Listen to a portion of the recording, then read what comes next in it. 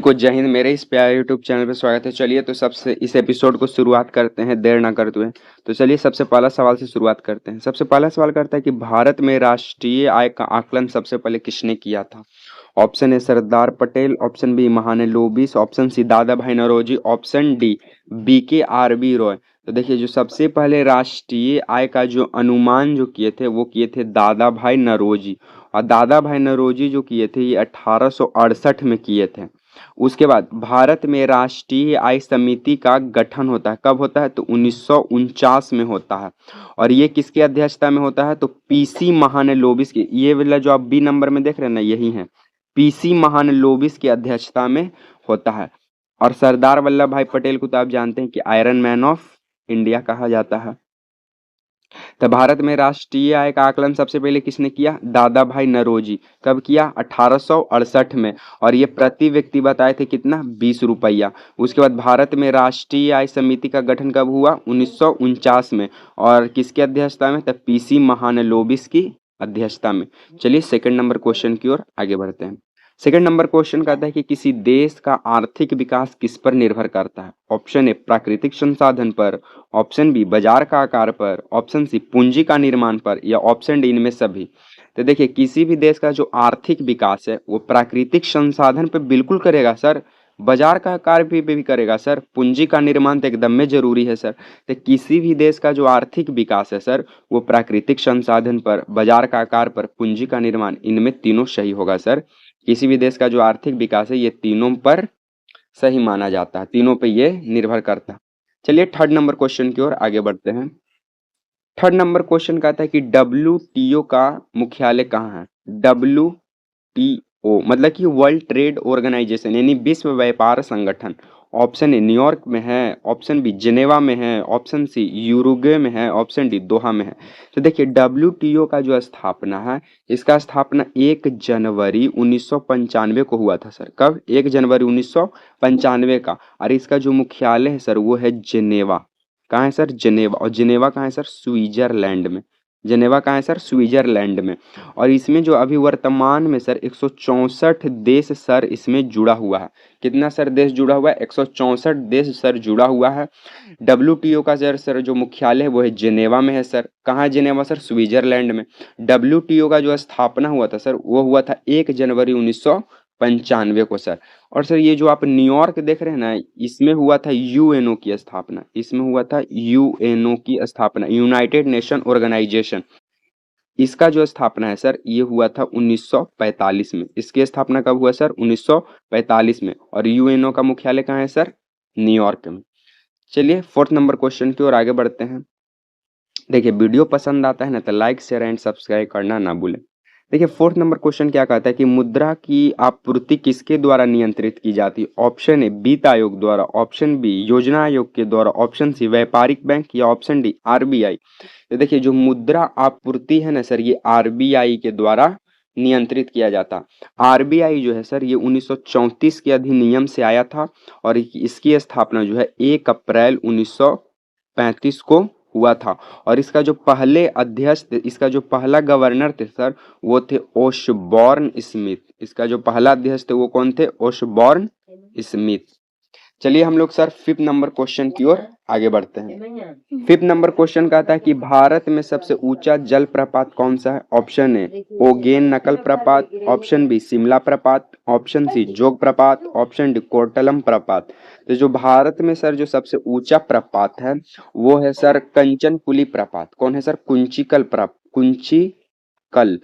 कुंचिकल जलप्रपात है सर। और ये कहाँ है? कर्नाटक में है सर। कुंचिकल जलप्रपात कहाँ है? कर्नाटक में।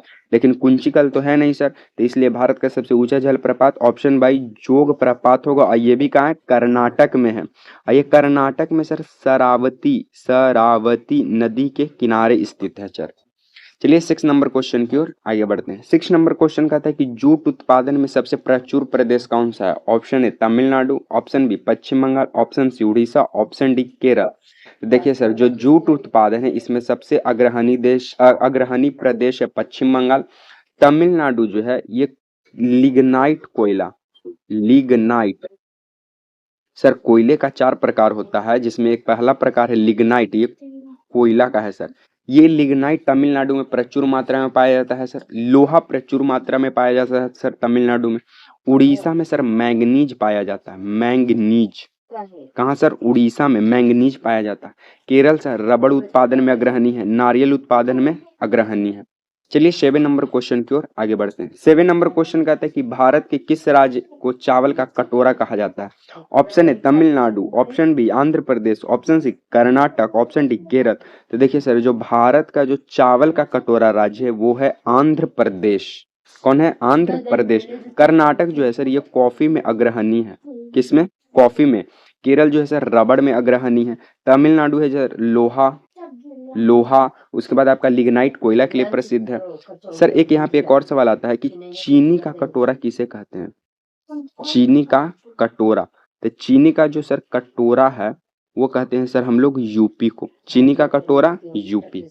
चलिए सर 8 नंबर क्वेश्चन की ओर आगे बढ़ते हैं। 8 नंबर क्वेश्चन का था कि पहली बार परमाणु बम कहाँ फेंका गया था? ऑप्शन है नागासाकी पर, ऑप्शन बी हांगकांग पर, ऑप्शन सी टोक्यो पर, ऑप्शन डी हिरोशिमा पर।